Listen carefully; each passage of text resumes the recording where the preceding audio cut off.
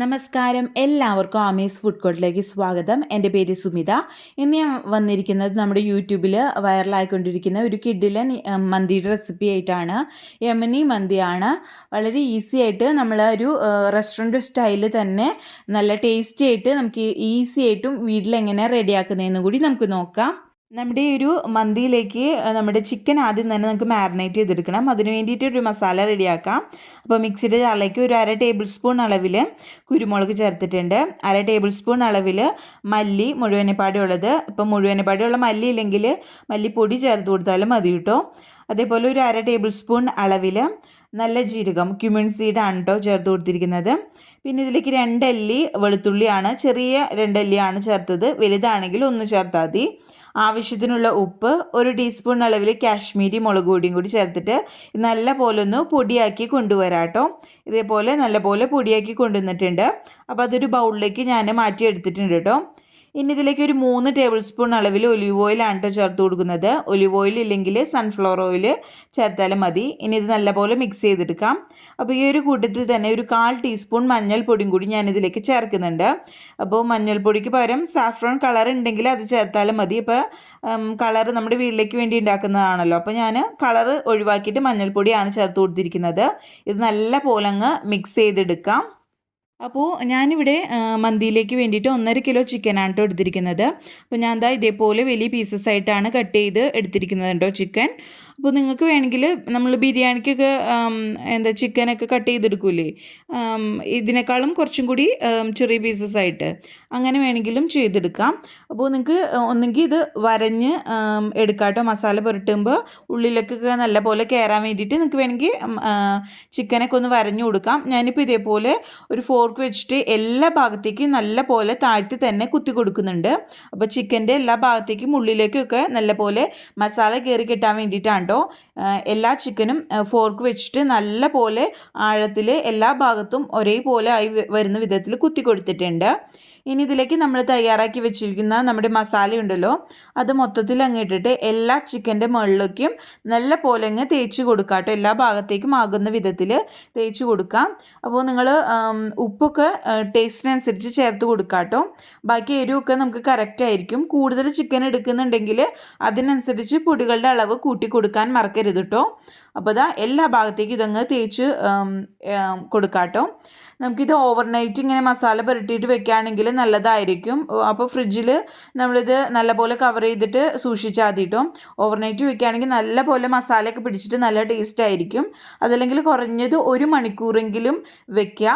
നമുക്ക് കൂടുതൽ സമയം വെക്കാൻ സമയം കിട്ടുകയാണെങ്കിൽ അത് അത്രയ്ക്ക് നല്ലതായിരിക്കും കേട്ടോ. അപ്പോഴത്തേനും നല്ല പോലെ ചിക്കനിലേക്ക് മസാലയൊക്കെ കയറിയിട്ട് നമ്മൾ ആ ഒരു മന്തി കഴിക്കുമ്പോൾ നല്ല ടേസ്റ്റ് ആയിരിക്കും കേട്ടോ.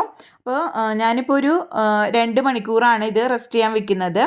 അപ്പോൾ ഇത് ഫ്രിഡ്ജിലേക്കാണ് കേട്ടോ ഇത് വെക്കുന്നത്. അപ്പോൾ നല്ലപോലെ ഇതൊന്ന് കവർ ചെയ്തിട്ട് ഞാൻ ഫ്രിഡ്ജിലേക്ക് മാറ്റുകയാണ് ചെയ്യുന്നത് കേട്ടോ. ഇതേപോലെ കവർ ചെയ്തിട്ട് ഫ്രിഡ്ജിലേക്ക് അങ്ങ് മാറ്റി വയ്ക്കാം. അപ്പോൾ നമ്മുടെ ചിക്കൻ 2 മണിക്കൂർ കഴിഞ്ഞിട്ടുണ്ട് മാരിനേറ്റ് ചെയ്ത് വെച്ചിട്ട്. അപ്പോൾ ഞാനിതൊന്ന് ജസ്റ്റ് ഇതൊന്ന് ഷാലോ ഫ്രൈ ചെയ്തെടുക്കുന്നുണ്ട് കേട്ടോ. അപ്പോൾ ഈ ഒരു സ്റ്റെപ്പ് സ്കിപ്പ് ചെയ്യാണ്ടോ ഇഷ്ടമില്ലാത്തവർക്ക്. ഞാനിപ്പോൾ ഇത് നമ്മളിങ്ങനെ ആവിയിൽ വേവിച്ചെടുക്കാനുള്ളതാണ്. അപ്പോൾ ഇത് ഇഷ്ടമില്ലാത്തവരാണെങ്കിൽ ഈ ഒരു സ്റ്റെപ്പ് സ്കിപ്പ് ചെയ്യാം. ജസ്റ്റ് ഇത് ഷാലോ ഫ്രൈ ചെയ്തെടുക്കുകയാണ്. 2 സൈഡും നല്ല പോലെ ഒന്ന് ഒരു ബ്രൗൺ കളറായി വരുന്നത് വരയ്ക്കും തിരിച്ച് മറിച്ചിട്ടിട്ട് ഒന്ന് ഫ്രൈ ചെയ്തെടുത്താൽ മതി കേട്ടോ. ഈ ഒരു സ്റ്റെപ്പ് നിർബന്ധമല്ല കേട്ടോ, എന്നാലും കുറച്ചും കൂടി ടേസ്റ്റിന് വേണ്ടിയിട്ട് ചെയ്യുന്നതേ ഉള്ളൂ. ഇഷ്ടമില്ലാത്തവർ സ്കിപ്പ് ചെയ്താൽ മതി കേട്ടോ. അപ്പോൾ 2 സൈഡിലും തിരിച്ച് മറിച്ചിട്ടിട്ട് അങ്ങ് ഫ്രൈ ചെയ്തെടുത്താൽ മതി. അപ്പോൾ ഞാൻ ഇതിലേക്ക് ആ ഒരു പാനിലേക്ക് 1/4 കപ്പ് അളവിൽ, അതായത് ഒരു 4 ടേബിൾ സ്പൂൺ അളവിൽ സൺഫ്ലവർ ഓയിലാണ് കേട്ടോ ഒഴിച്ചു കൊടുത്തിരുന്നത്. അതിലിട്ടിട്ടാണ് നമ്മളിതങ്ങ് ഫ്രൈ ചെയ്തെടുക്കുന്നത്. അപ്പോൾ ഫ്രൈ ചെയ്തിട്ട് നമുക്ക് ഈ ചിക്കൻ അങ്ങ് മാറ്റി വയ്ക്കാം. എന്നിട്ട് നമ്മൾ ആ ഒരു ഓയിൽ കളയുന്നില്ല കേട്ടോ. നമ്മൾ ആ ഒരു റൈസ് റെഡിയാക്കുമ്പോൾ അതിലേക്ക് ഒഴിച്ചു കൊടുക്കാനുള്ളതാണ് കേട്ടോ. അപ്പോൾ ചിക്കൻ്റെ ഒരു ഫ്ലേവറൊക്കെ കിട്ടുകയും ചെയ്യും. അപ്പോൾ എല്ലാ പീസും ഇതേപോലെ ഒന്ന് 2 സൈഡും ഒരു ബ്രൗൺ കളറായി വരുന്നത് വരയ്ക്കും ഫ്രൈ ചെയ്തിട്ട് നമുക്കൊരു സൈഡിലേക്ക് അങ്ങ് മാറ്റി വയ്ക്കാവുന്നതേ ഉള്ളൂ കേട്ടോ. ഞാനിവിടെ മന്തിക്ക് വേണ്ടിയിട്ട് 4 കപ്പ് അളവിൽ ബാസ്മതി റൈസാണ്, അലിബാബയുടെ ബാസ്മതി റൈസാണ് കേട്ടോ യൂസ് ചെയ്തിരിക്കുന്നത്. അപ്പോൾ ഒരു കപ്പ് എന്ന് പറയുന്നത് 250 ml ആണ്. അതിന് 4 കപ്പ് എടുത്തിട്ടുണ്ട്. അത് നല്ല പോലെ 3-4 വട്ടം വാഷ് ചെയ്തിട്ട് എടുത്തു കൊണ്ടുവന്നതാണ് കേട്ടോ. ഇനി ഇതിലേക്ക് കുറച്ച് വെള്ളം ഒഴിച്ചിട്ട് ഒരു 5 മിനിറ്റ് നേരത്തേക്ക് ഇതങ്ങ് കുതിർക്കാൻ മാറ്റി വയ്ക്കാം. അപ്പോൾ നമ്മുടെ ഈ ഒരു റൈസിലേക്ക് വേണ്ടിയിട്ടുള്ള മസാലകൾ എന്തൊക്കെയാണെന്ന് നോക്കാം. അപ്പോൾ ഞാൻ എടുത്തിരിക്കുന്നത് 1/2 ടേബിൾ സ്പൂൺ അളവിൽ മല്ലി, 1/2 ടേബിൾ സ്പൂൺ അളവിൽ നല്ല ജീരകം, ക്യുമിൻ സീഡാണ് കേട്ടോ. ഒരു 10 ഏലക്കായ എടുത്തിട്ടുണ്ട്, ഒരു തക്കോലം, അതേപോലെ തന്നെ നമ്മുടെ ചിക്കൻ്റെ ക്യൂബ് ഉണ്ടല്ലോ, മാഗിയുടെ ഒരു ക്യൂബ്, അത് ഞാൻ ഒരു ക്യൂബാണ് എടുത്തിരിക്കുന്നത്. നിർബന്ധമില്ല, കുറച്ച് ടേസ്റ്റിന് വേണ്ടിയിട്ട് എടുത്തുന്നുള്ളൂ കേട്ടോ. ഒരു 7 ഗ്രാമ്പു, അതേപോലെ തന്നെ 2-3 കഷ്ണം പട്ട, പിന്നെ ഒരു 1/4 ടേബിൾ സ്പൂൺ അളവിൽ കുരുമുളക്, 2 ഉണക്കനാരങ്ങ, 2 ബേ ലീവ്സാണ് കേട്ടോ എടുത്തിരിക്കുന്നത്. അപ്പോൾ ഇത് മാറ്റി വയ്ക്കാം നമുക്ക്. അപ്പോൾ നമുക്ക് നമ്മുടെ റൈസ് ഒക്കെ റെഡിയാക്കാൻ തുടങ്ങാം, മന്തി റെഡിയാക്കാൻ തുടങ്ങാം. അപ്പോൾ അതിന് ചുവട് കട്ടിയുള്ള ഒരു പാത്രം തന്നെ എടുക്കാൻ ശ്രദ്ധിക്കാം കേട്ടോ. അരിയും ചിക്കനൊക്കെ നമുക്ക് വെക്കാൻ കണക്കാക്കിയിട്ടുള്ള കുറച്ച് വലിയൊരു പാത്രം എടുക്കാൻ ശ്രദ്ധിക്കാം. അപ്പോൾ അതിലേക്ക് ഒരു 1/4 കപ്പ് അളവിൽ, അതായത് ഒരു 4 ടേബിൾ സ്പൂൺ അളവിൽ സൺഫ്ലവർ ഓയിൽ ഒഴിച്ചു കൊടുത്തിട്ടുണ്ട്. അതേപോലെ തന്നെ നമ്മൾ ചിക്കൻ വറുത്തിട്ട് മാറ്റി വെച്ചിരുന്ന ഓയിലുണ്ടല്ലോ, ബാക്കി വന്ന ഓയിൽ, അതും കൂടി ഈ സമയം ഒഴിച്ചു കൊടുത്തിട്ടുണ്ട് കേട്ടോ. അത് രണ്ടും നല്ലപോലെ ഒന്ന് ചൂടായിട്ട് വരുന്ന സമയത്ത് ഇതിലേക്ക് 1 ടേബിൾ സ്പൂൺ അളവിൽ നീളത്തിലരിഞ്ഞ വെളുത്തുള്ളിയാണ്, അത് ചേർത്ത് കൊടുത്തിട്ട് നല്ല പോലെ ഇതങ്ങ് ഒന്ന് മൂപ്പിച്ചെടുക്കാം. അപ്പോൾ ലോ ഫ്ലെയിമിൽ വെച്ചിട്ട് ചെയ്താൽ മതി കേട്ടോ, അതല്ലെങ്കിൽ ഉള്ളിയൊക്കെ പെട്ടെന്ന് കരിഞ്ഞു പോകും.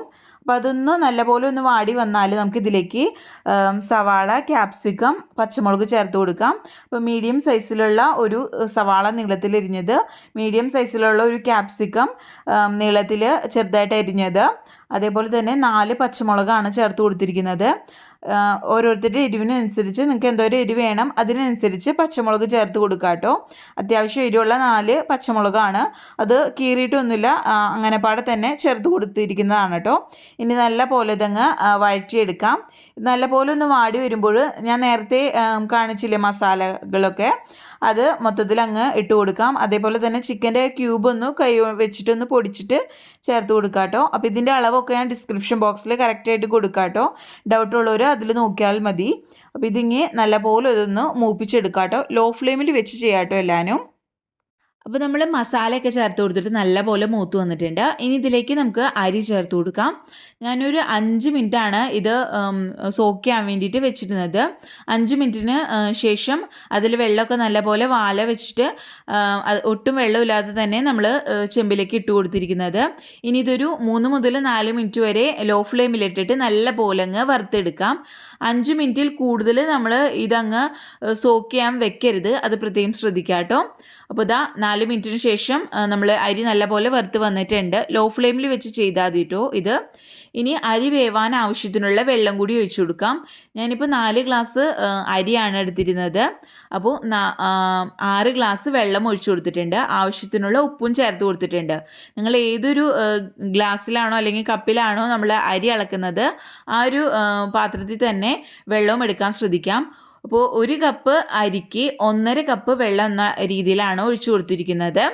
അതേപോലെ തന്നെ ആവശ്യത്തിനുള്ള ഉപ്പ് നോക്കിയിട്ട് ചേർത്ത് കൊടുക്കാം കേട്ടോ. ഞാൻ പച്ചവെള്ളം തന്നെയാണ് ചേർത്ത് കൊടുത്തിരിക്കുന്നത്. അപ്പോൾ എല്ലാം കൂടി ഒന്ന് നല്ല പോലെ അങ്ങ് മിക്സ് ചെയ്ത് കൊടുക്കാം കേട്ടോ. ഉപ്പ് കുറവുണ്ടെങ്കിൽ നോക്കിയിട്ട് ചേർത്ത് കൊടുക്കാം. അപ്പോൾ നല്ലപോലെ ഇതങ്ങ് മിക്സ് ചെയ്ത് കഴിഞ്ഞാൽ നമുക്ക് ഇതിൻ്റെ മുകളിലേക്ക് ഫോയിൽ പേപ്പർ വെച്ചിട്ട് നല്ലപോലെ അങ്ങ് കവർ ചെയ്തെടുക്കാം കേട്ടോ.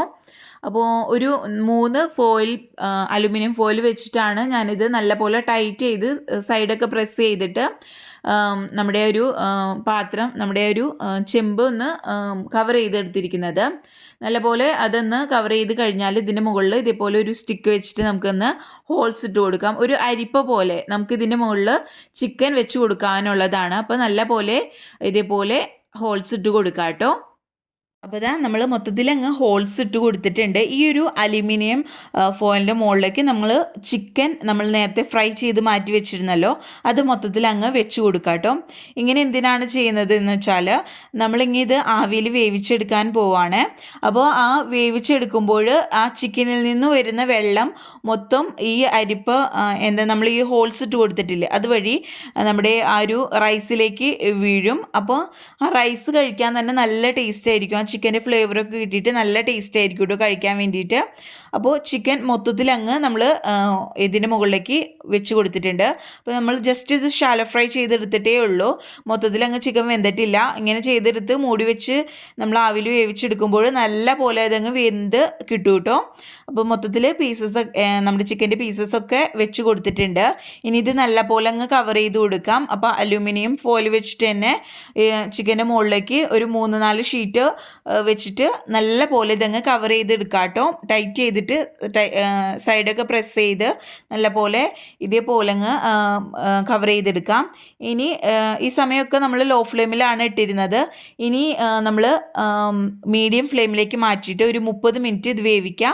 അതിനുശേഷം 30 മിനിറ്റിന് ശേഷം 10 മിനിറ്റ് ലോ ഫ്ലെയിമിൽ വെച്ചിട്ടും വേവിക്കുക കേട്ടോ. മൊത്തത്തിൽ 40 മിനിറ്റാണ് ഇത് വേവിക്കാൻ വേണ്ടിയിട്ട് നമുക്ക് വേണ്ട സമയം. അപ്പോൾ കറക്റ്റായിട്ട് ഈ ഒരു സമയം ഫോളോ ചെയ്യാം കേട്ടോ. ഇതിൻ്റെ മുകളിലേക്ക് ഒരു മൂടിയും കൂടി വെച്ച് കൊടുക്കുന്നുണ്ട്.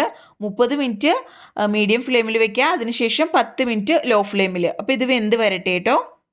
ഇപ്പോൾ ഇതാ നമ്മുടെ 40 മിനിറ്റ് കഴിഞ്ഞിട്ട് ഞാൻ ഫ്ലെയിം ഓഫ് ചെയ്തിട്ടുണ്ടായിരുന്നു. അതിനുശേഷം ഒരു 5 മിനിറ്റ് കഴിഞ്ഞിട്ടാണ് കേട്ടോ ഈ ഒരു ഫോയിൽ പേപ്പർ നമ്മൾ ഈ അലുമിനിയം ഫോയിൽ ഒന്ന് നീക്കം ചെയ്യുന്നത്. അപ്പോൾ മീഡിയം ഫ്ലെയിമിൽ വെച്ചിട്ട് 30 മിനിറ്റ്, ലോ ഫ്ലെയിമിൽ വെച്ച് 10 മിനിറ്റും കൂടി, അപ്പോൾ മൊത്തത്തിൽ 40 മിനിറ്റ് നമ്മൾ ആണ് ഫ്ലെയിം ഓൺ ചെയ്തിട്ട് വേവിച്ചെടുത്തിരിക്കുന്നത്. അതിനുശേഷം 40 മിനിറ്റിന് ശേഷം ഫ്ലെയിം ഓഫ് ചെയ്തിട്ട് 5 മിനിറ്റ് കഴിഞ്ഞതിന് ശേഷമാണ് ഈ ഫോയിൽ പേപ്പർ നമ്മൾ മാറ്റുന്നത്. അപ്പോൾ അതാ നമ്മുടെ ചിക്കനൊക്കെ നല്ല പോലെ അങ്ങ് വെന്ത് വന്നിട്ടുണ്ട്. അപ്പോൾ നമുക്ക് ഒരു ടൂത്ത് പിക്കോ അതല്ലെങ്കിൽ ഒരു പപ്പടം കുത്തിയൊക്കെ വെച്ചിട്ടൊന്ന് ചെക്ക് ചെയ്ത് നോക്കുകയാണെങ്കിൽ തന്നെ മനസ്സിലാവും. ഇപ്പോൾ ഇത് നോക്കിയാൽ തന്നെ കാണാം നമ്മുടെ ചിക്കനൊക്കെ നല്ല പോലെ അങ്ങ് വെന്ത് വന്നിട്ടുണ്ട്. അപ്പോൾ ഇനി നമുക്ക് റൈസ് എന്തായെന്ന് നോക്കണം. അപ്പോൾ അതിന് വേണ്ടിയിട്ട് ആദ്യം തന്നെ ഈ ഒരു ഫോയിൽ പേപ്പറിൻ്റെ മുകളിലുള്ള ചിക്കനൊക്കെ നമുക്ക് ഒന്ന് മാറ്റാം. അതിനുശേഷം നമുക്ക് റൈസ് എന്തായെന്ന് നോക്കാം കേട്ടോ.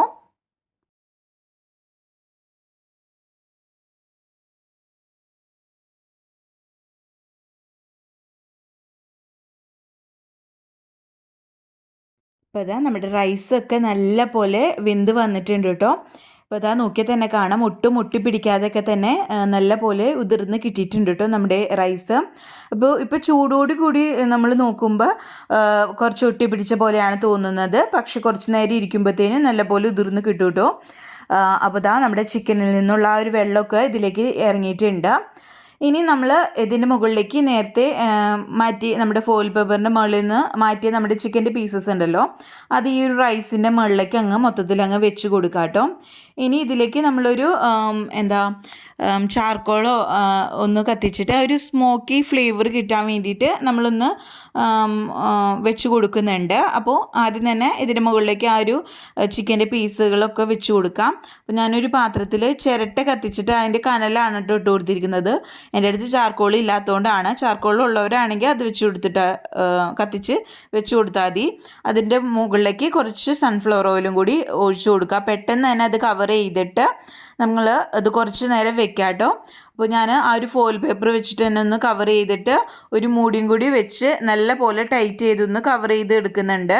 അതിനുശേഷം കുറച്ച് നേരം കഴിഞ്ഞ് ഇതൊന്ന് ഓപ്പൺ ചെയ്ത് എടുക്കുകയാണെങ്കിൽ നല്ലൊരു ആ ഒരു സ്മോക്കി ഫ്ലേവർ നമ്മൾ കടയിൽ നിന്നൊക്കെ വാങ്ങുമ്പോൾ ആ ഒരു കിട്ടുന്ന ഒരു പുകയുടെ ഒരു ചൊകയൊക്കെ ഉണ്ടല്ലോ, ആ ഒരു കറക്റ്റ് ആ ഒരു മന്തിയുടെ ഒരു ഫ്ലേവർ അത് കിട്ടാൻ വേണ്ടിയിട്ടാണ് ഈ ഒരു സ്റ്റെപ്പ് സ്കിപ്പ് ചെയ്യാതെ തന്നെ ചെയ്യാൻ ശ്രദ്ധിക്കാം കേട്ടോ.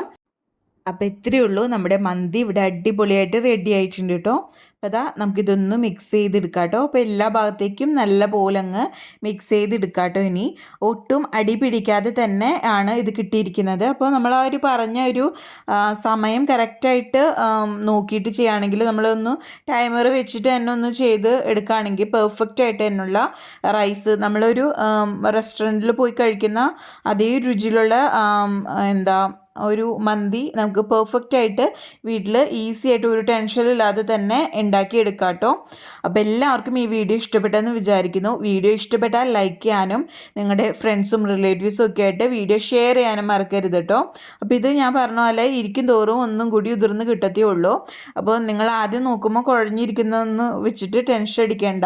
ഇതൊന്ന് ചെറുതായിട്ടൊന്ന് ചൂടാറി വരുമ്പോഴത്തേനും ഇതേപോലെ നല്ല പോലെ നമുക്ക് ഉതിർന്ന് കിട്ടും കേട്ടോ. ആദ്യമായിട്ട് വീഡിയോ കാണുന്നവരാരെങ്കിലും ഉണ്ടെങ്കിൽ ചാനൽ സബ്സ്ക്രൈബ് ചെയ്യാൻ മറക്കരുത്. അപ്പോൾ ഞാൻ ഒരുപാട് വീഡിയോസ് ഇതിന് മുന്നേ ഇട്ടിട്ടുണ്ട്, അപ്പോൾ അതും ഒന്ന് കാണാൻ ശ്രദ്ധിക്കുക കേട്ടോ.